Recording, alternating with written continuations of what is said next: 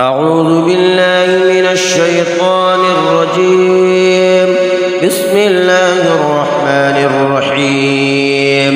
ألف لام ميم.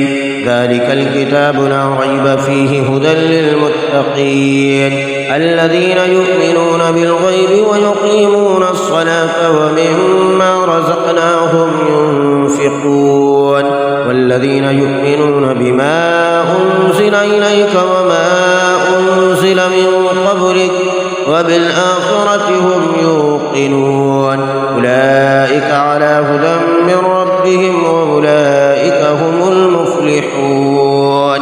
إن الذين كفروا سواء عليهم أأنذرتهم أم لم تنذرهم لا يؤمنون. ختم الله على قلوبهم وعلى سمعهم وعلى أبصارهم غشاوة ولهم عذاب عظيم.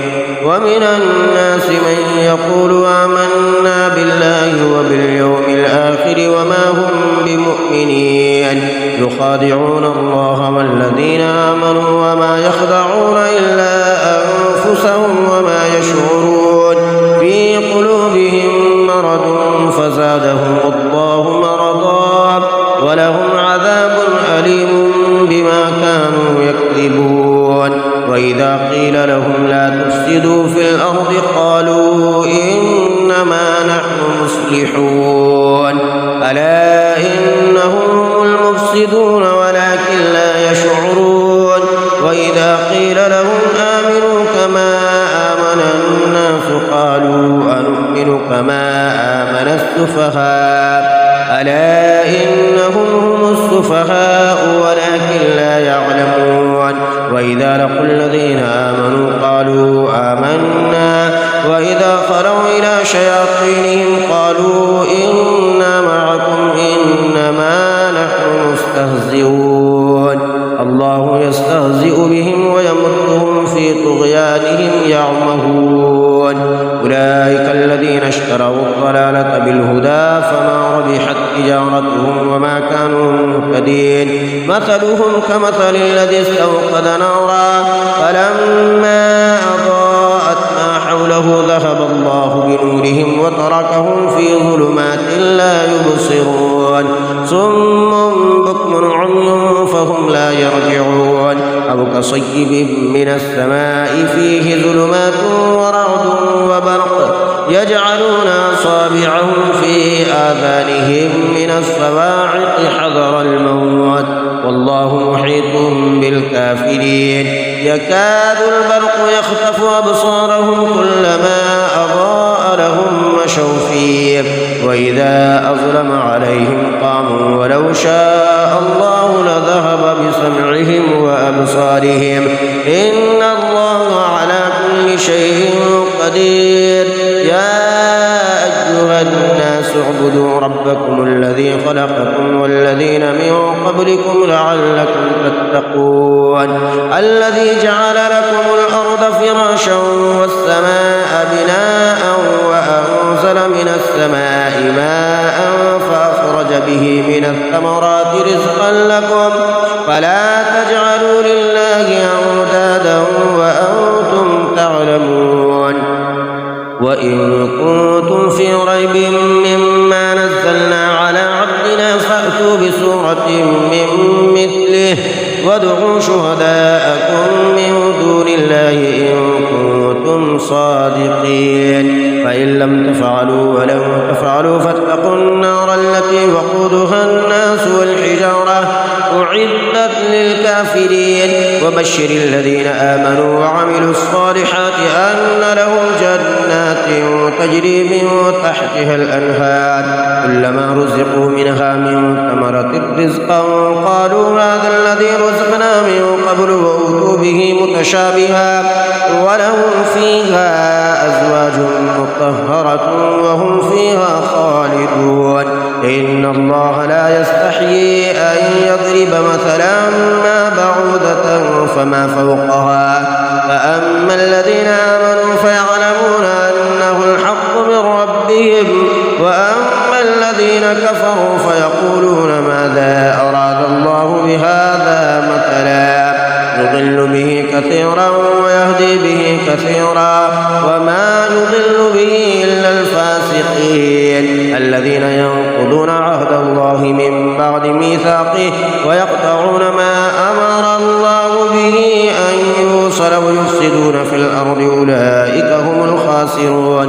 كيف تكفرون بالله وكنتم أمواتا فأحياكم ثم يميتكم ثم يحييكم ثم إليه ترجعون. هو الذي خلق لكم ما في الأرض جميعا ثم استوى إلى السماء فسواهن 7 سماوات وهو بكل شيء عليم. وإذ قال ربك للملائكة إني جاعل في الأرض خليفة قالوا أتجعل فيها من يفسد فيها ويسفك الدماء ونحن نسبح بحمدك ونقدس لك قال إني أعلم ما لا تعلمون. وعلم آدم الأسماء كلها ثم عرضهم على الملائكة فقال أنبئوني بأسماء هؤلاء إن كنتم صادقين. قالوا سبحانك لا علم لنا إلا ما علمتنا إنك أنت العليم الحكيم. قال يا آدم أنبئهم بأسمائهم. فلما أنبأهم بأسمائهم قال ألم أقل لكم إني أعلم غيب السماوات والأرض وأعلم ما تبدون وما كنتم تكتمون.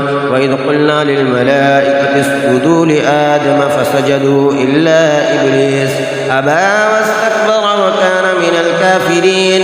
وقلنا يا آدم اسكن أنت وزوجك الجنة وكلا منها رغدا حيث شئتما ولا تقربا هذه الشجرة فتكونا من الظالمين. فأزلهما الشيطان عنها فأخرجهما مما كانا فيه وقلنا اهبطوا بعضكم لبعض عدو ولكم في الأرض مستقر ومتاع إلى حين. فتلقى آدم من ربه كلمات فتاب عليه إنه هو التواب الرحيم. قلنا اهبطوا منها جميعا فإما يأتينكم مني هدى فمن تبع هداي فلا خوف عليهم ولا هم يحزنون. والذين كفروا وكذبوا بآياتنا أولئك أصحاب النار هم فيها خالدون. يا بني إسرائيل اذكروا نعمتي التي أنعمت عليكم وأوفوا بعهدي أوف بعهدكم وإياي فارهبون. وآمنوا بما أنزلت مصدقا لما معكم ولا تكونوا أول كافر به ولا تشتروا بآياتي ثمنا قليلا وإياي فاتقون. ولا تلبسوا الحق بالباطل وتكتموا الحق وأنتم تعلمون. وأقيموا الصلاة وآتوا الزكاة واركعوا مع الراكعين. أتأمرون الناس بالبر وتنسون أنفسكم وأنتم تتلون الكتاب فلا تعقلون. واستعينوا بالصبر والصلاة وإنها لكبيرة إلا على الخاشعين الذين يظنون أنهم ملاقو ربهم وأنهم إليه راجعون. يا بني إسرائيل اذكروا نعمتي التي أنعمت عليكم وأني فضلتكم على العالمين. واتقوا يوما لا تجزي نفس عن نفس شيئا ولا يقبل منها شفاعة ولا يؤخذ منها عدل ولا هم ينصرون. وإذ نجيناكم من آل فرعون يسومونكم سوء العذاب يذبحون أبناءكم ويستحيون نساءكم وفي ذلكم بلاء من ربكم عظيم. وإذ فرقنا بكم البحر فأنجيناكم وأغرقنا آل فرعون وأنتم تنظرون.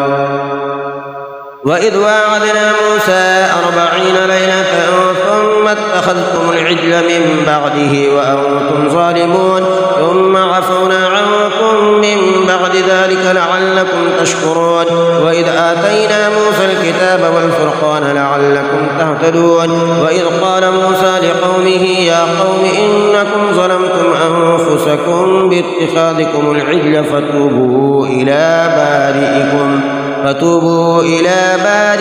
فاقتلوا أنفسكم ذلكم خير لكم عند بارئكم فتاب عليكم إنه هو التواب الرحيم وإذ قلتم يا موسى لن نؤمن لك حتى نرى الله جهرة فأخذتكم الصاعقة وأنتم تنظرون ثم بعثناكم من بعد موتكم لعلكم تشكرون وظللنا عليكم الغمام وأنزلنا عليكم المن والسلوى كلوا من طيبات ما رزقناكم وما ظلمونا ولكن كانوا أنفسهم يظلمون وإذ قلنا ادخلوا هذه القرية فكلوا منها حيث شئتم رغدا وادخلوا الباب سجدا وقولوا حطة نغفر لكم خطاياكم وسنزيد المحسنين فبدل الذين ظلموا قولا غير الذي قيل لهم فأنزلنا على الذين ظلموا رجزا من السماء بما كانوا يفسقون وإذ استسقى موسى لقومه فقلنا اضرب بعصاك الحجر فانفجرت منه 12 عينا قد علم كل أناس مشربهم كلوا واشربوا من رزق الله ولا تعثوا في الأرض مفسدين وإذ قلتم يا موسى لن نصبر على طعام واحد فادع لنا ربك يخرج لنا مما تنبت الأرض من بقلها وقثائها وفومها وعدسها وبصلها قال أتستبدلون الذي هو أدنى بالذي هو خير اهبطوا مصرا فإن لكم ما سألتم وضربت عليهم الذلة والمسكنة وباءوا بغضب من الله ذلك بأنهم كانوا يكفرون بآيات الله ويقتلون النبيين بغير الحق ذلك بما عصوا وكانوا يعتدون إن الذين آمنوا والذين هادوا والنصارى والصابئين من آمن بالله واليوم الآخر وعمل صالحا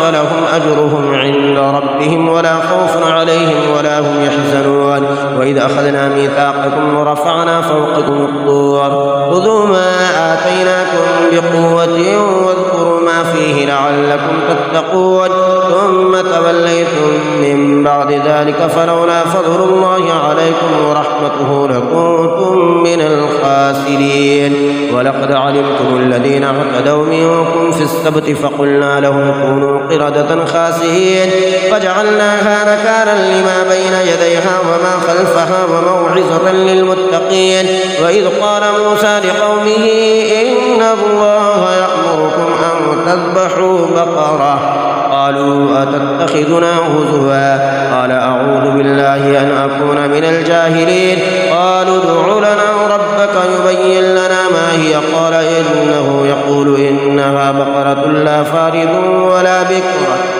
عوان بين ذلك فافعلوا ما تؤمرون قالوا ادع لنا ربك يبين لنا ما لونها قال إنه يقول إنها بقرة صفراء فاقع لونها تسر الناظرين قالوا ادع لنا ربك يبين لنا ما هي إن البقرة شابه علينا وإنا إن شاء الله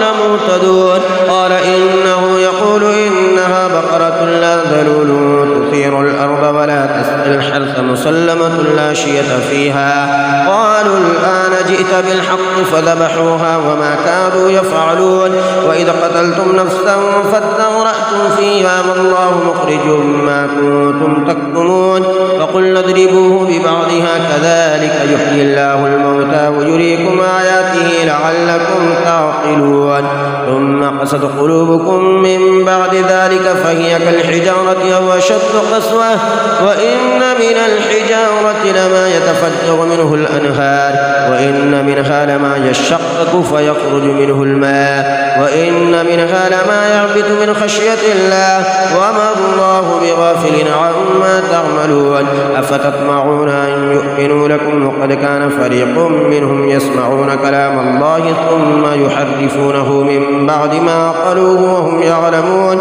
وإذا لقوا الذين آمنوا قالوا آمنا وإذا خلا بعضهم إلى بعض قالوا أتحدثونهم بما فتح الله عليكم ليحاجوكم به عند ربكم أفلا تعقلون أولا يعلمون أن الله يعلم ما يسرون وما يعلنون ومنهم أميون لا يعلمون الكتاب إلا أماني وإنهم إلا يظنون فويل للذين يكتبون الكتاب بأيديهم ثم يقولون هذا من عند الله ليشتروا به ثمنا قليلا فويل لهم مما كتبت أيديهم وويل لهم مما يكسبون وقالوا لن تمسنا النار إلا أياما معدودة قل أتخذتم عند الله عهدا فلن يخلف الله عهده أم تقولون على الله ما لا تعلمون بلى من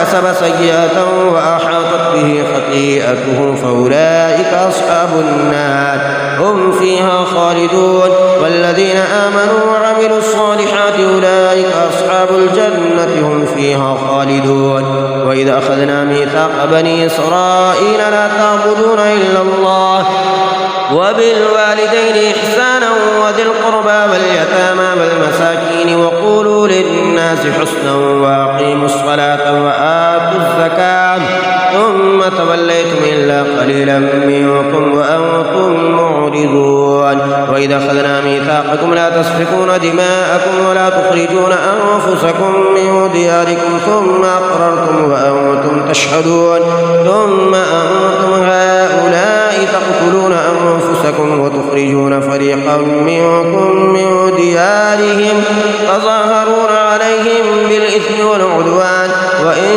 يأتوكم أسارى تفادوهم وهو محرم عليكم إخراجهم أفتؤمنون ببعض الكتاب وتكفرون ببعض وما جزاء من يفعل ذلك منكم إلا خزي في الحياة الدنيا ويوم القيامة يردون إلى أشد العذاب وما الله بغافل عما تعملون أولئك الذين اشتروا الحياة الدنيا بالآخرة فلا يخفف عنهم العذاب ولا هم ينصرون ولقد آتينا موسى الكتاب وقفينا من بعده بالرسل وآتينا عيسى ابن مريم البينات وأيدناه بروح القدس أفكلما جاءكم رسول بما لا تهوى أنفسكم استكبرتم ففريقا كذبتم وفريقا تقتلون وقالوا قلوبنا غلف بل لعنهم الله بكفرهم فقليلا ما يؤمنون ولما جاءهم كتاب من عند الله مصدق لما معهم وكانوا من قبل يستفتحون على الذين كفروا فلما جاءهم ما عرفوا كفروا به فلعنة الله على الكافرين بئس ما اشتروا به أنفسهم أن يكفروا بما أنزل الله بغيا أن ينزل الله من فضله على من يشاء من عباده فباءوا بغضب على غضب وللكافرين عذاب مهين وإذا قيل لهم آمنوا بما أنزل الله قالوا نؤمن بما أنزل علينا ويكفرون بما وراءه وهو الحق مصدقا لما معهم قل فلم تقتلون أنبياء الله من قبل إن كنتم مؤمنين ولقد جاءكم موسى بالبينات ثم اتخذتم العجل من بعده وأنتم ظالمون وإذا أخذنا ميثاقكم ورفعنا فوقكم الطور خذوا ما آتيناكم بقوة واسمعوا قالوا سمعنا وعصينا وأشربوا في قلوبهم العجل بكفرهم قل بئس ما يأمركم به إيمانكم إن كنتم مؤمنين قل إن كانت لكم الدار الآخرة عند الله خالصة من دون الناس فتمنوا الموت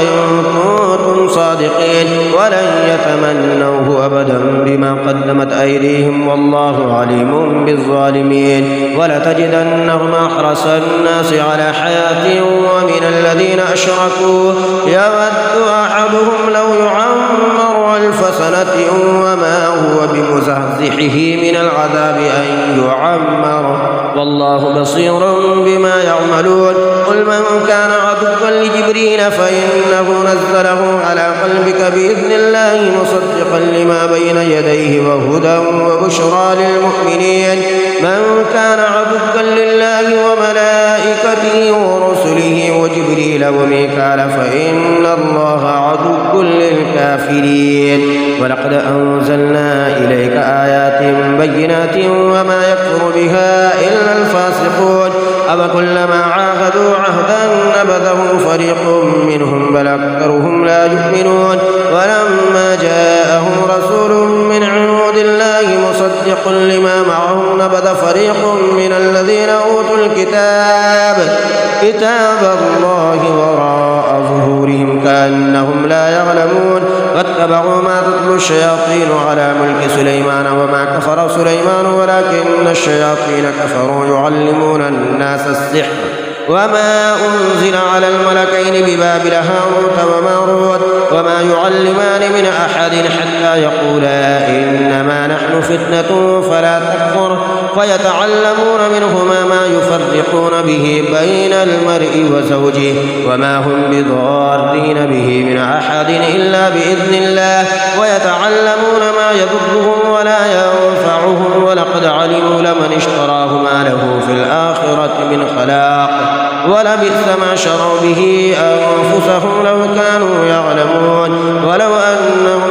آمنوا واتقوا لمثوبة من عند الله خير لو كانوا يعلمون يا أيها الذين آمنوا لا تقولوا راعنا وقولوا انظرنا واسمعوا وللكافرين عذاب أليم ما يود الذين كفروا من أهل الكتاب ولا المشركين أن ينزل عليكم من خير من ربكم والله يختص برحمته من يشاء والله ذو الفضل العظيم ما ننسخ من آية أو ننسها نأتي بخير منها أو مثلها ألم تعلم أن الله على كل شيء قدير ألم تعلم أن الله له ملك السماوات والأرض وما لكم من دون الله من ولي ولا نصير أم تريدون أن تسألوا رسولكم كما سئل موسى من قبل ومن يتبدل الكفر بالإيمان فقد ضل سواء السبيل ود كثير من أهل الكتاب لو يردونكم من بعد إيمانكم كفارا حسدا من عند أنفسهم من بعد ما تبين لهم الحق فاعفوا واصفحوا حتى يأتي الله بأمره إن الله على كل شيء قدير وأقيموا الصلاة وآتوا الزكاة وما تقدموا لأنفسكم من خير تجدوه عند الله إن الله بما تعملون بصير وقالوا لن يدخل الجنة إلا من كان هودا أو نصارى تلك أمانيهم قل هاتوا برهانكم إن كنتم صادقين بلى من أسلم وجهه لله وهو محسن فله أجره عند ربه ولا خوف عليهم ولا هم يحزنون وقالت اليهود ليست النصارى على شيء وقالت النصارى ليست اليهود على شيء وهم يتلون الكتاب كذلك قال الذين لا يعلمون مثل قولهم الله يحكم بينهم يوم القيامة فيما كانوا فيه يختلفون ومن أظلم ممن منع مساجد الله أن يذكر فيها اسمه وسعى في خرابها أولئك ما كان لهم أن يدخلوها إلا خائفين لهم في الدنيا خزي ولهم في الآخرة عذاب عظيم ولله المشرق والمغرب وأينما تولوا فثم وجه الله إن الله واسع عليم وقالوا اتخذ الله ولدا سبحانه بل له ما في السماوات والأرض كل له قانتون بديع السماوات والأرض وإذا قضى أمرا فإن إنما يقول له كن فيكون. وقال الذين لا يعلمون لولا يكلمنا الله أو تأتينا آية كذلك قال الذين من قبلهم مثل قولهم تشابهت قلوبهم قد بينا الآيات لقوم يوقنون. إنا أرسلناك بالحق بشيرا ونذيرا ولا تسأل عن أصحاب الجحيم ولن ترضى عنك اليهود ولا النصارى حتى تتبع ملتهم قل إن هدى الله هو الهدى ولئن اتبعت أهواءهم بعد الذي جاءك من العلم ما لك من الله من ولي ولا نصير. الذين آتيناهم الكتاب يتلونه حق تلاوته أولئك يؤمنون به ومن يكفر به فأولئك هم الخاسرون. يا بني إسرائيل اذكروا نعمتي التي أنعمت عليكم وأني فضلتكم على العالمين واتقوا يوما لا تجزي نفس عن نفس شيئا ولا يقبل منها عدل ولا تنفعها شفاعة ولا هم ينصرون. وإذ ابتلى إبراهيم ربه بكلمات فأتمهن قال إني جاعلك للناس إماما قال ومن ذريتي قال لا ينال عهد الظالمين. وإذ جعلنا البيت مثابة للناس وأمنا واتخذوا من مقام إبراهيم مصلى وعهدنا إلى إبراهيم وإسماعيل أن طهر بيتي للطائفين والعاكفين والركع السجود.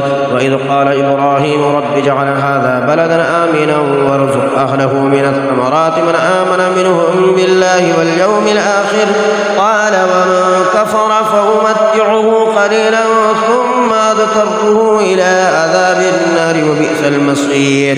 وإذ يرفع إبراهيم القواعد من البيت وإسماعيل ربنا تقبل منا إنك أنت السميع العليم ربنا واجعلنا مسلمين لك ومن ذريتنا أمة مسلمة لك وأرنا مناسكنا وتب علينا إنك أنت التواب الرحيم.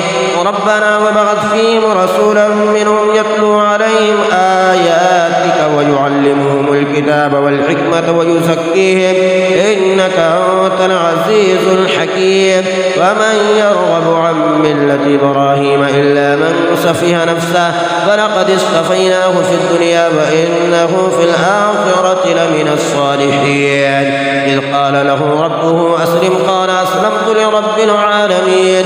ووصى بها إبراهيم بنيه ويعقوب يا بني إن الله اصطفى لكم الدين فلا تموتن إلا وأنتم مسلمون.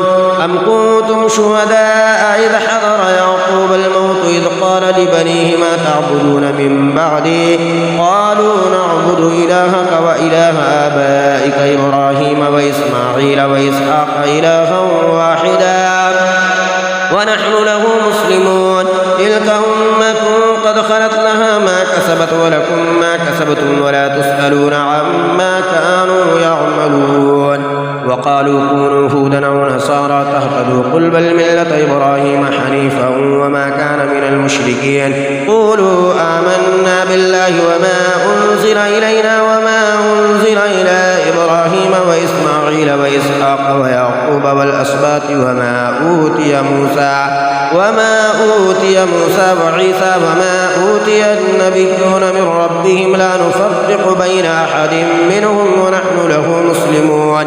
فإن آمنوا بمثل ما آمنتم به فقد اهتدوا وإن تولوا فإنما هم في شقاق فسيكفيكهم الله وهو السميع العليم. صبغة الله ومن أحسن من الله صبغة ونحن له عابدون. قل أتحاجوننا في الله وهو ربنا وربكم ولنا أعمالنا ولكم أعمالكم ونحن له مخلصون. أم تقولون إن إبراهيم وإسماعيل وإسحاق ويعقوب والأسباط كانوا هودا أو نصارى قل أأنتم أعلم أم الله ومن أظلم ممن كتم شهادة عنده من الله وما الله بغافل عما تعملون. تلك أمة قد خلت لها ما كسبت ولكم ما كسبتم ولا تسألون عما كانوا يعملون. سيقول السفهاء من الناس ما ولاهم عن قبلتهم التي كانوا عليها قل لله المشرق والمغرب يهدي من يشاء إلى صراط مستقيم. وكذلك جعلناكم أمة وسطا لتكونوا شهداء على الناس ويكون الرسول عليكم شهيدا. وما جعلنا القبلة التي كنت عليها إلا لنعلم من يتبع الرسول ممن ينقلب على عقبيه وإن كانت لكبيرة إلا على الذين هدى الله وما كان الله ليضيع إيمانكم إن الله بالناس لرؤوف رحيم. قد نرى تقلب وجهك في السماء فلنولينك قبلة ترضاها فول وجهك شطر المسجد الحرام وحيث ما كنتم فولوا وجوهكم شطره وإن الذين أوتوا الكتاب ليعلمون أنه الحق من ربهم وما الله بغافل عما يعملون. ولئن أتيت الذين أوتوا الكتاب بكل آية ما تبعوا قبلتك وما أنت بتابع قبلتهم وما بعضهم بتابع قبلة بعض ولئن اتبعت أهواءهم من بعد ما جاءك من العلم إنك إذا لمن الظالمين. الذين آتيناهم الكتاب يعرفونه كما يعرفون أبناءهم وإن فريقا منهم لا يكتمون الحق وهم يعلمون. الحق من ربك فلا تكونن من الممترين ولكل وجهة هو موليها فاستبقوا الخيرات أينما تكونوا يأتي بكم الله جميعا إن الله على كل شيء قدير. ومن حيث خرجت فول وجهك شطر المسجد الحرام وإنه للحق من ربك وما الله بغافل عما تعملون. ومن حيث خرجت فول وجهك شطر المسجد الحرام وحيث ما كنتم فولوا وجوهكم شطره لئلا يكون للناس عليكم حجة إلا الذين ظلموا منهم فلا تخشوهم واخشوني وليتم نعمتي عليكم ولعلكم تهتدون. كما أرسلنا فيكم رسولا منكم يتلو عليكم آياتنا ويزكيكم ويعلمكم الكتاب والحكمة ويعلمكم ما لم تكونوا تعلمون. فاذكروني أذكركم واشكروا لي ولا تكفرون. يا أيها الذين آمنوا استعينوا بالصبر والصلاة إن الله مع الصابرين. ولا تقولوا لمن يقتل في سبيل الله أموات بل أحياء ولكن لا تشعرون. ولنبلونكم بشيء من الخوف والجوع ونقص من الأموال والأنفس والثمرات وبشر الصابرين الذين إذا أصابتهم مصيبة قالوا إنا لله وإنا إليه راجعون. أولئك عليهم صلوات من ربهم ورحمة وأولئك هم المهتدون. إن الصفا والمروة من شعائر الله فمن حج البيت أو اعتمر فلا جناح عليه أن يطوف بهما ومن تطوع خيرا فإن الله شاكر عليم. إن الذين يكتمون ما أنزلنا من البينات والهدى من بعد ما بيناه للناس في الكتاب أولئك يلعنهم الله ويلعنهم اللاعنون إلا الذين تابوا وأصلحوا وبينوا فأولئك أتوب عليهم وأنا التواب الرحيم. إن الذين كفروا وماتوا وهم كفار أولئك عليهم لعنة الله والملائكة والناس أجمعين خالدين فيها لا يخفف عنهم العذاب ولا هم ينظرون. وإلهكم إله واحد لا إله إلا هو الرحمن الرحيم. إن في خلق السماوات والأرض واختلاف الليل والنهار والفلك التي تجري في البحر بما ينفع الناس وما أنزل الله من السماء من ماء فأحيا به الأرض بعد موتها وبث فيها من كل دابة وتصريف الرياح والسحاب المسخر بين السماء والأرض لآيات لقوم يعقلون. ومن الناس من يتخذ من دون الله أندادا يحبونهم كحب الله والذين آمنوا أشد حبا لله ولو يرى الذين ظلموا إذ يرون العذاب أن القوة لله جميعا وأن الله شديد العذاب إذ تبرأ الذين اتبعوا من الذين اتبعوا ورأوا العذاب وتقطعت بهم الأسباب وقال الذين اتبعوا لو أن لنا كرة فنتبرأ منهم كما تبرأوا منا كذلك يريهم الله أعمالهم حسرات عليهم وما هم بخارجين من النار يا أيها الناس كلوا مما في الأرض حلالا طيبا ولا تتبعوا خطوات الشيطان إنه لكم عدو مبين إنما يأمركم بالسوء والفحشاء وأن تقولوا على الله ما لا تعلمون وإذا قيل لهم اتبعوا ما أنزل الله قالوا بل نتبع ما ألفينا عليه آباءنا أولو كان آباؤهم لا يعقلون شيئا ولا يهتدون ومثل الذين كفروا كمثل الذي ينعق بما لا يسمع إلا دعاء ونداء صم بكم عمي فهم لا يعقلون يا أيها الذين آمنوا كلوا من طيبات ما رزقناكم واشكروا لله إن كنتم إياه تعبدون إنما حرم عليكم الميتة والدم ولحم الخنزير وما أهل به لغير الله فمن اضطر غير باغ ولا عاد فلا إثم عليه إن الله غفور رحيم إن الذين يكتمون ما أنزل الله من الكتاب ويشترون به ثمنا قليلا أولئك ما يأكلون في بطونهم إلا النار ولا يكلمهم الله يوم القيامة ولا يزكيهم ولهم عذاب أليم أولئك الذين اشتروا الضلالة بالهدى والعذاب بالمغفرة فما أصبرهم على النار ذلك بأن الله نزل الكتاب بالحق وإن الذين اختلفوا في الكتاب لفي شقاق بعيد ليس البر أن تولوا وجوهكم قبل المشرق والمغرب ولكن البر من آمن بالله واليوم الآخر والملائكة والكتاب والنبيين وآتى المال على حبه ذوي القربى واليتامى والمساكين وابن السبيل والسائلين وفي الرقاب وأقام الصلاة وآتى الزكاة والموفون بعهدهم إذا عاهدوا والصابرين في البأساء والضراء وحين البأس أولئك الذين صدقوا وأولئك هم المتقون يا أيها الذين آمنوا كتب عليكم القصاص في القتلى الحر بالحر والعبد بالعبد والأنثى بالأنثى فمن عفي له من أخيه شيء فاتباع بالمعروف وأداء إليه بإحسان ذلك تخفيف من ربكم ورحمة فمن اعتدى بعد ذلك فله عذاب أليم ولكم في القصاص حياة يا أولي الألباب لعلكم تتقون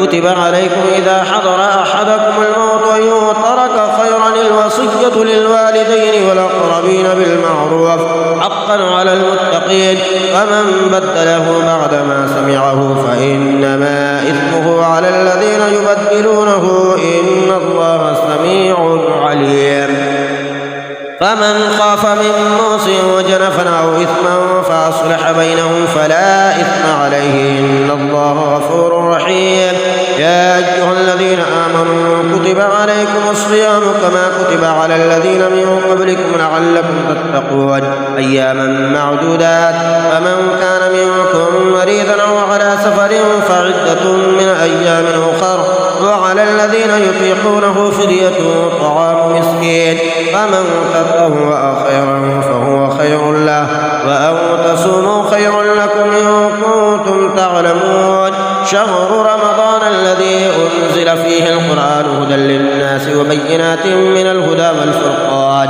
فمن شهد منكم الشهر فليصم ومن كان مريضا أو على سفر فعدة من أيام أخر يريد الله بكم اليسر ولا يريد بكم العسر ولتكملوا العدة ولتكبروا الله على ما هداكم ولعلكم تشكرون وإذا سألك عبادي عني فإني قريب أجيب دعوة الداع إذا دعاني فليستجيبوا لي وليؤمنوا بي لعلهم يرشدون. أحل لكم ليلة الصيام الرفث إلى نسائكم هن لباس لكم وأنتم لباس لهن علم الله أنكم كنتم تختانون أنفسكم فتاب عليكم وعفى عنكم فالآن باشروهن وابتغوا ما كتب الله لكم وكلوا واشربوا حتى يتبين لكم الخيط الأبيض من الخيط الأسود من الفجر ثم أتموا الصيام إلى الليل ولا تباشروهن وأنتم عاكفون في المساجد تلك حدود الله فلا تقربوها كذلك يبين الله آياته للناس لعلهم يتقون. ولا تأكلوا أموالكم بينكم بالباطل وتدلوا بها إلى الحكام لتأكلوا فريقا من أموال الناس بالإثم وأنتم تعلمون. يسألونك عن الأهلة قل هي مواقيت للناس والحج وليس البر بأن تأتوا البيوت من ظهورها ولكن البر من اتقى وأتوا البيوت من أبوابها واتقوا الله لعلكم تفلحون. وقاتلوا في سبيل الله الذين يقاتلونكم ولا تعتدوا إن الله لا يحب المعتدين. واقتلوهم حيث ثقفتموهم وأخرجوهم من حيث أخرجوكم والفتنة أشد من القتل ولا تقاتلوهم عند المسجد الحرام حتى يقاتلوكم فيه فإن قاتلوكم فاقتلوهم كذلك جزاء الكافرين. فإن انتهوا فإن الله غفور رحيم. وقاتلوهم حتى لا تكون فتنة ويكون الدين لله فإن انتهوا فلا عدوان إلا على الظالمين. الشهر الحرام بالشهر الحرام والحرمات قصاص فمن اعتدى عليكم فاعتدوا عليه بمثل ما اعتدى عليكم واتقوا الله واعلموا أن الله مع المتقين. وأنفقوا في سبيل الله ولا تلقوا بأيديكم إلى التهلكة وأحسنوا إن الله يحب المحسنين.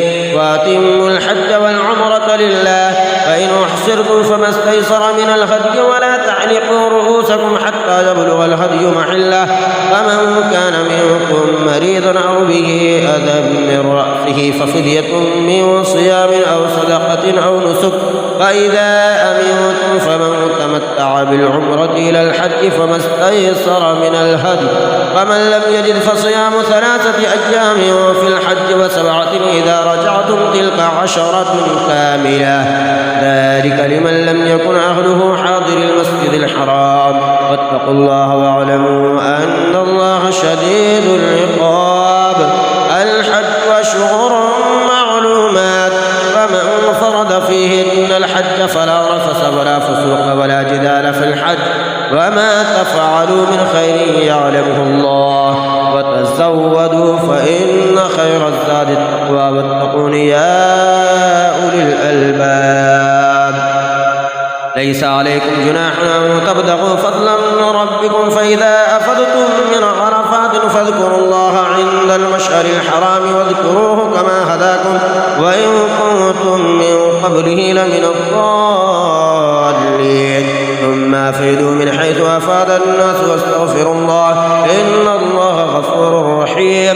فإذا قضيتم مناسككم فاذكروا الله كذكركم آباءكم وأشد ذكرا.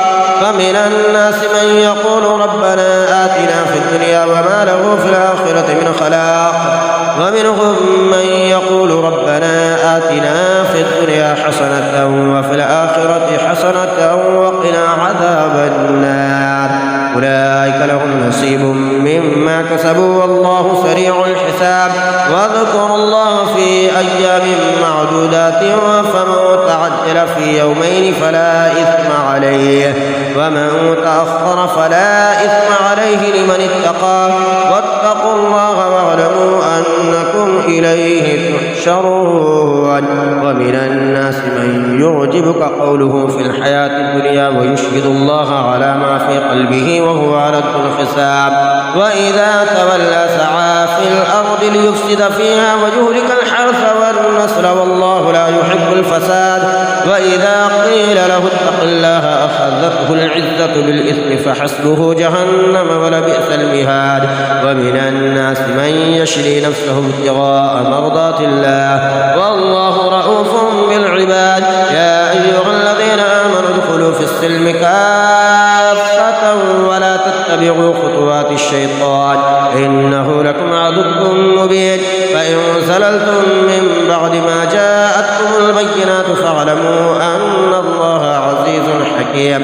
هل ينظرون إلا أن يأتيهم الله في ظلل من الغمام والملائكة وقضي الأمر وإلى الله ترجع الأمور. سل بني إسرائيل كم آتيناهم من آية بينة ومن يبدل نعمة الله من بعد ما جاءته فإن الله شديد العقاب. زين للذين كفروا الحياة الدنيا ويسخرون من الذين آمنوا والذين اتقوا فوقهم يوم القيامة والله يرزق من يشاء بغير حساب. كان الناس أمة واحدة فبعث الله النبيين مبشرين ومنذرين وأنزل معهم الكتاب بالحق ليحكم بين الناس فيما اختلفوا فيه وما اختلف فيه إلا الذين أوتوه من بعد ما جاءتهم البينات بغيا بينهم فهدى الله الذين آمنوا لما اختلفوا فيه من الحق بإذنه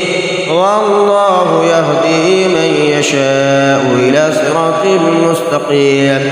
أم حسبتم أن تدخلوا الجنة ولما يأتكم مثل الذين خلوا من قبلكم مستهم البأساء والضراء وزلزلوا حتى يقول الرسول والذين آمنوا معه متى نصر الله ألا إن نصر الله قريب.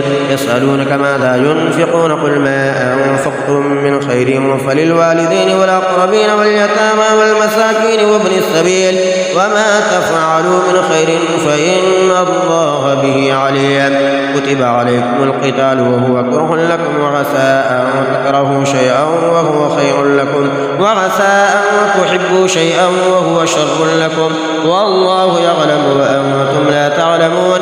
يسألونك عن الشهر الحرام قتال فيه قل قتال فيه كبير وصد عن سبيل الله وكفر به والمسجد الحرام وإخراج أهله منه أكبر عند الله والفتنة أكبر من القتل ولا يزالون يقاتلونكم حتى يردوكم عن دينكم إن استطاعوا ومن يرتد منكم عن دينه فيمت وهو كافر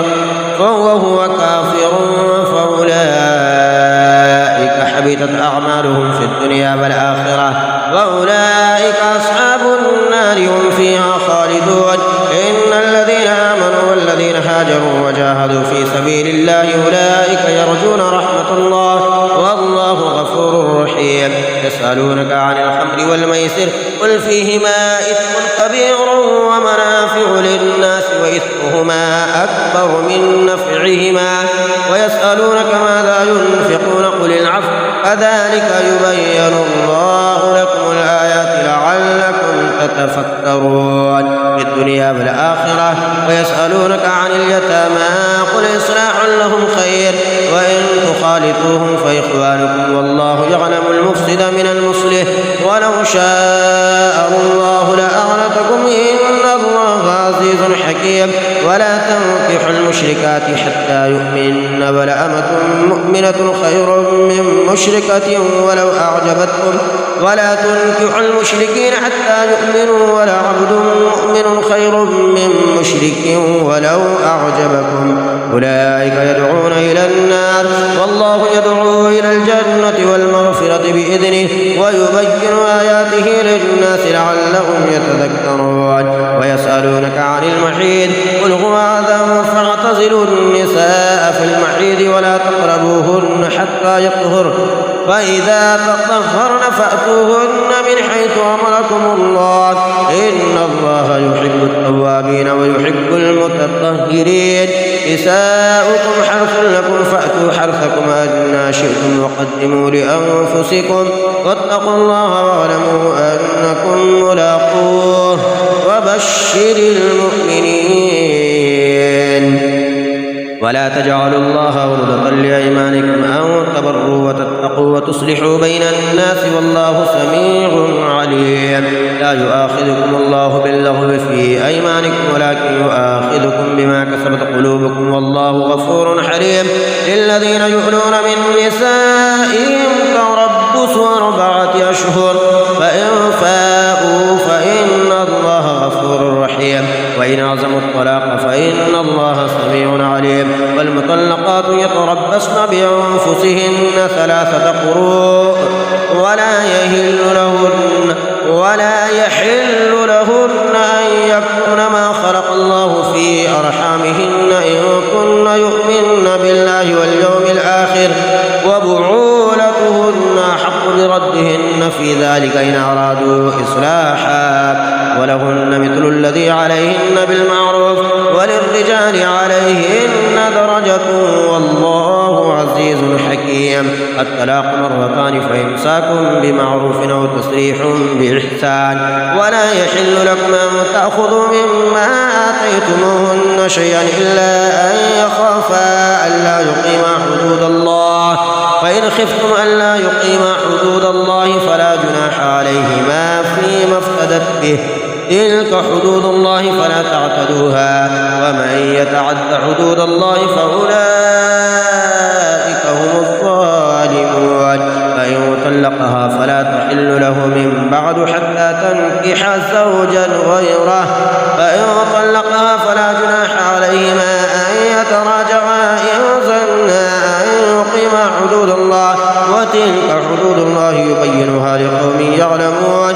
وإذا طلقتم النساء فبلغن أجلهن فأمسكوهن بمعروف أو سرحوهن بمعروف ولا تمسكوهن ضرارا لتعتدوا ومن يفعل ذلك فقد ظلم نفسه. ولا تتخذوا آيات الله هزوا واذكروا نعمة الله عليكم وما أنزل عليكم من الكتاب والحكمة يعظكم به واتقوا الله واعلموا أن الله بكل شيء عليم.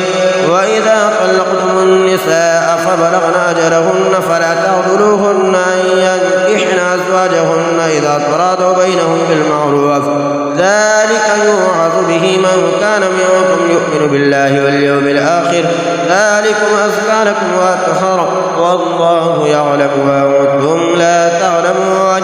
والوالدات يرضعن أولادهن حولين كاملين لمن أراد أن يتم الرضاعة وعلى المولود له رزقهن وكسوتهن بالمعروف لا تكلف نفس إلا وسعها لا تضار والدة بولدها ولا مولود له بولده وعلى الوارث مثل ذلك فإن أرادا فصالا عن تراض منهما وتشاور فلا جناح عليهما. وإن أردتم أن تسترضعوا أولادكم فلا جناح عليكم إذا سلمتم ما آتيتم بالمعروف واتقوا الله واعلموا أن الله بما تعملون بصير. والذين يتوفون منكم ويذرون أزواجا يتربصن بأنفسهن 4 أشهر وعشرا فإذا بلغن أجلهن فلا جناح عليكم فيما فعلن في أنفسهن بالمعروف والله بما تعملون خبير. ولا جناح عليكم فيما عرضتم به من خطبة النساء أو أكننتم في أنفسكم علم الله أنكم ستذكرونهن ولكن لا تواعدوهن سرا إلا أن تقولوا قولا معروفا ولا تعزموا عقدة النكاح حتى يبلغ الكتاب أجله واعلموا أن الله يعلم ما في أنفسكم فاحذروه واعلموا أن الله غفور حليم. لا جناح عليكم إن طلقتم النساء ما لم تمسوهن أو تفردوا لهن فريدا ومتعوهن على الموسع قدره وعلى المقتر قدره متاعا بالمعروف حقا على المحسنين. وإن طلقتموهن من قبل أن تمسوهن فقد فرضتم لهن فريدة فنصف ما فرضتم إلا أن يعفون أو يعفو الذي بيده عقدة النكاح وأن تعفوا أقرب للتقوى ولا تنسوا الفضل بينكم إن الله بما تعملون بصير. حافظوا على الصلوات والصلاة الوسطى وقوموا لله قانتين. فإن خفتم فرجالا أو ركبانا فإذا أمنتم فاذكروا الله كما علمكم ما لم تكونوا تعلمون والذين يتوفون منكم ويذرون أزواجا وصية لأزواجهم متاعا إلى الحول غير إخراج فإن خرجن فلا جناح عليكم فيما فعلن في أنفسهن من معروف والله عزيز حكيم.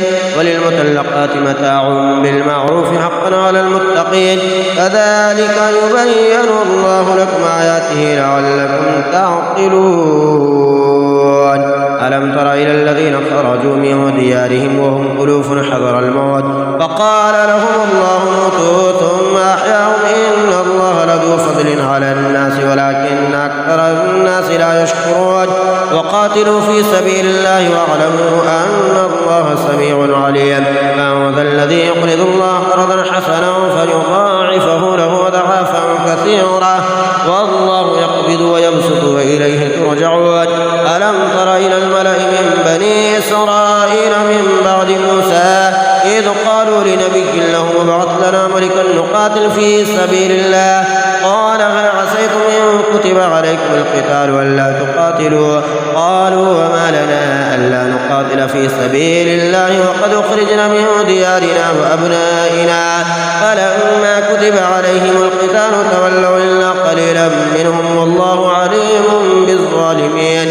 وقال لهم نبيهم إن الله قد بعث لكم طالوت ملكا قالوا أنى يكون له الملك علينا ونحن أحق بالملك منه ولم يؤت سعة من المال قال إن الله اصطفاه عليكم وزاده بسطة في العلم والجسم والله يؤتي ملكه من يشاء والله واسع عليم. وقال لهم نبيهم إن آية ملكه أن يأتيكم التابوت فيه سكينة من ربكم وبقية مما ترك آل موسى وآل هارون تحمله الملائكة إن في ذلك لآية لكم إن كنتم مؤمنين.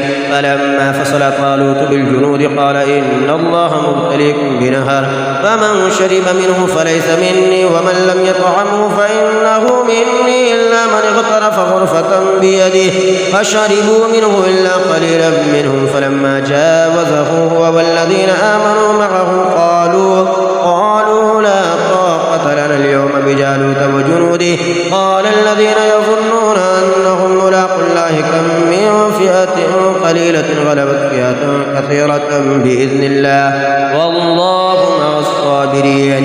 ولما برزوا لجالوت وجنوده قالوا ربنا أفرغ علينا صبرا وثبت أقدامنا وانصرنا على القوم الكافرين فهزموهم بإذن الله. وقتل داود جالوت وآتاه الله الملك والحكمة وعلمه مما يشاء ولولا دفع الله الناس بعدهم ببعض لفسدت الأرض ولكن الله ذو فضل على العالمين.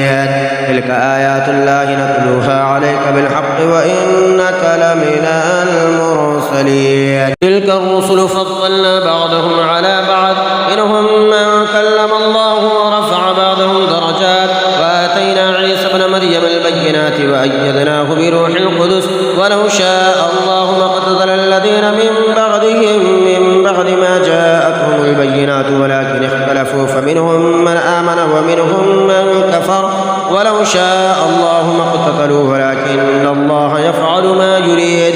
يا أيها الذين آمنوا أنفقوا مما رزقناكم من قبل أن يأتي يوم لا بيع فيه ولا خلة ولا شفاعة والكافرون هم الظالمون. الله لا إله إلا هو الحي القيوم لا تأخذه سنة ولا نوم له ما في السماوات وما في الأرض من ذا الذي يشفع عنده إلا بإذنه يعلم ما بين أيديهم وما خلفهم ولا يحيطون بشيء من علمه إلا بما شاء وسع كرسيه السماوات والأرض ولا يؤوده حفظهما وهو العلي العظيم. لا إكراه في في الدين قد تبين الرشد من الغي، ومن يكفر بالطاغوت ويؤمن بالله فقد استمسك بالعروة الوثقى لا انفصام لها، والله سميع عليم. الله ولي الذين آمنوا يخرجهم من الظلمات إلى النور، والذين كفروا أولياؤهم الطاغوت يخرجونهم من النور إلى الظلمات، أولئك أصحاب النار هم فيها خالدون. ألم تر إلى الذي حاج إبراهيم في ربه أن آتاه الله الملك إذ قال إبراهيم ربي الذي يحيي ويميت قال أنا أحيي وأميت. قال إبراهيم فإن الله يأتي بالشمس من المشرق فأت بها من المغرب فبهت الذي كفر والله لا يهدي القوم الظالمين. أو كالذي مر على قرية وهي خاوية على عروشها قال أنى يحيي هذه الله بعد موتها فأماته الله 100 عام ثم بعثه قال كم لبثت قال لبثت يوما أو بعد يوم قال بل لبثت 100 عام فانظر إلى طعامك وشرابك لم يتسنه وانظر إلى حمارك ولنجعلك آية للناس وانظر إلى العظام كيف ننشزها ثم نكسوها لحمه فلما تبين له قال أعلم أن الله على كل شيء قدير. وإذ قال إبراهيم رب أرني كيف تحيي الموتى قال أولم تؤمن قال بلى ولكن ليطمئن قلبي قال فخذ 4 من الطير فصرهن إليك ثم جعل على كل جبل منهن جزعا ثم ادعوهن يأتينك سعيا واعلم أن الله عزيز حكيم. مثل الذين ينفقون أموالهم في سبيل الله كمثل حبة أنبتت 7 سنابل في كل سنبلة 100 حبة والله يضاعف لمن يشاء والله واسع عليم. الذين ينفقون أموالهم في سبيل الله ثم لا يتبعون ما أنفقوا منا ولا أذى لهم أجرهم عند ربهم ولا خوف عليهم ولا هم يحزنون. قول معروف ومغفرة خير من صدقة يتبعها أذى والله غني حليم. يا أيها الذين آمنوا لا تبطلوا صدقاتكم بالمن والأذى كالذي ينفق ماله رئاء الناس ولا يؤمن بالله واليوم الآخر فمثله كمثل صفوان عليه تراب فأصابه وابل فتركه صلبا لا يقدرون على شيء مما كسبوا والله لا يهدي القوم الكافرين. ومثل الذين ينفقون أموالهم ابتغاء مرضات الله وتثبيتا من أنفسهم كمثل جنة بربوة أصابها وابل فآتت أكلها ضعفين فإن لم يصبها وابل فطل والله بما تعملون بصير. أيود أحدكم أن تكون له جنة من نخيل وأعناب تجري من تحتها الأنهار له فيها من كل الثمرات وأصابه الكبر وله ذرية ضعفاء فأصابها إعصار وفيه نار فاحترقت كذلك يبين الله لكم الآيات لعلكم تتفكرون. يا أيها الذين آمنوا أنفقوا من طيبات ما كسبتم ومما أخرجنا لكم من الأرض ولا تيمموا الخبيث منه تنفقون ولستم بآخذيه إلا أن تغمضوا فيه واعلموا أن الله غني حميد. الشيطان يعدكم الفقر ويأمركم بالفحشاء والله يعدكم مغفرة منه وفضلا والله واسع عليم. يؤتي الحكمة من يشاء ومن يؤت الحكمة فقد أوتي خيرا كثيرا وما يذكر إلا أولو الألباب. وما أنفقتم من نفقة أو نذرتم من نذر فإن الله يعلمه وما للظالمين هي وإن تخفوها وتؤتوها الفقراء فهو خير لكم ويكفر عنكم من سيئاتكم والله بما تعملون خبير. ليس عليك هداهم ولكن الله يهدي من يشاء وما تنفقوا من خير فلأنفسكم وما تنفقون إلا ابتغاء وجه الله وما تنفقوا من خير يوفى إليكم وأنتم لا تظلمون. للفقراء الذين أحصروا في سبيل الله لا يستطيعون ضربا في الأرض يحسبهم الجاهل أغنياء من التعفف تعرفهم بسيماهم لا يسألون الناس إلحافا وما تنفقوا من خير فإن الله به عليم. الذين ينفقون أموالهم بالليل والنهار سرا وعلانية فلهم أجرهم عند ربهم ولا خوف عليهم ولا هم يحزنون. الذين يأكلون الربا لا يقومون إلا كما يقوم الذي يتخبطه الشيطان من المس ذلك بأنهم قالوا إنما البيع مثل الربا وأحل الله البيع وحرم الربا فمن جاءه موعظة من ربه فانتهى فله ما سلف وأمره إلى الله ومن عاد فأولئك أصحاب النار هم فيها خالدون. يمحق الله الربا ويربي الصدقات والله لا يحب كل كفار أثيم. إن الذين آمنوا وعملوا الصالحات وأقاموا الصلاة وآتوا الزكاة لهم أجرهم عند ربهم ولا خوف عليهم ولا هم يحزنون. يا أيها الذين آمنوا اتقوا الله وذروا ما بقي من الربا إن كنتم مؤمنين فإن لم تفعلوا فأذنوا بحرب من الله ورسوله وإن تبتم فلكم رؤوس أموالكم لا تظلمون ولا تظلمون.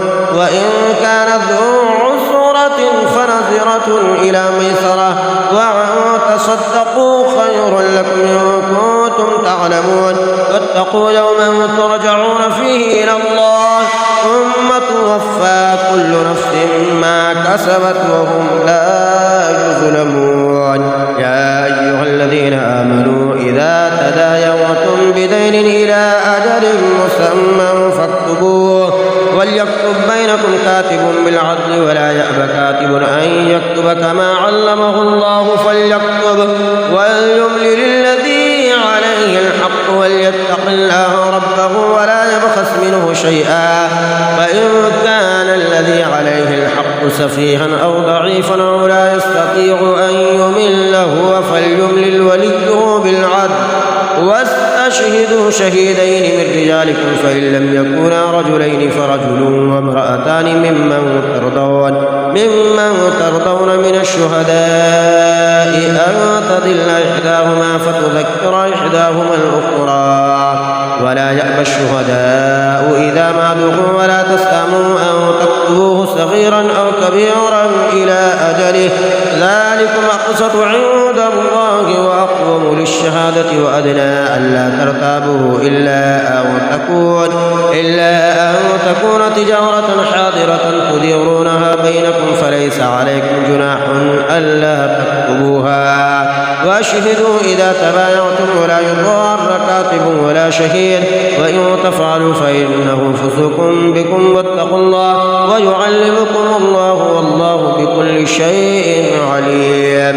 وإن كنتم على سفر ولم تجدوا كاتبا فرهان مقبوضة فإن أمن بعضكم بعضا فليؤدي الذي ائتمن أمانته وليتق الله ربه ولا تكتموا الشهادة ومن يكتمها فإنه آثم قلبه والله بما تعملون عليم. لله ما في السماوات وما في الأرض وإن تبدوا ما في أنفسكم أو تخفوه يحاسبكم به الله فيغفر لمن يشاء ويعذب من يشاء والله على كل شيء قدير. آمن الرسول بما أنزل إليه من ربه والمؤمنون كل آمن بالله وملائكته وكتبه ورسله لا نفرق بين أحد من رسله وقالوا سمعنا وأطعنا غفرانك ربنا المصير. لا يكلف